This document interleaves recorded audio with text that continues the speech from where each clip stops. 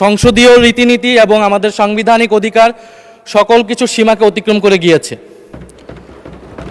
উনি ওনার বক্তব্যে প্রথমত সংসদের বিরোধী দলীয় উপনেতা ওনার স্ত্রীকে নিয়ে উনি কটাক্ষ করেছেন। মাননীয় স্পিকার, ওনার সাথে ওনার ব্যক্তিগত সম্পর্ক থাকতে পারে, ব্যক্তিগত ইতিহাস থাকতে পারে, কিন্তু সেটাকে সংসদে এনে যেভাবে কটাক্ষ করা হলো মাননীয় স্পিকার, এটা অমার্জনীয় অপরাধ বলে আমরা মনে করছি।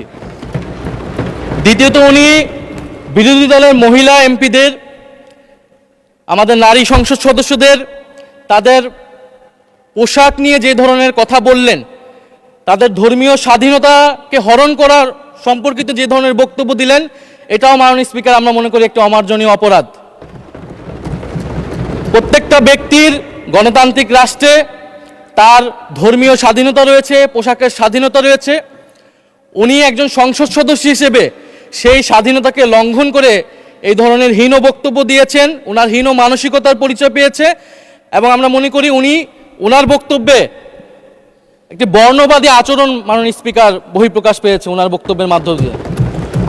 ফলে আমরা আশা করব ভবিষ্যতে এই ধরনের বক্তব্য আমরা কোনো সংসদ সদস্যের কাছ থেকে যাতে এই ধরনের বক্তব্য মহান এই জাতীয় সংসদে আর উচ্চারিত না হয়। মাননীয় স্পিকার, আপনাকে ধন্যবাদ।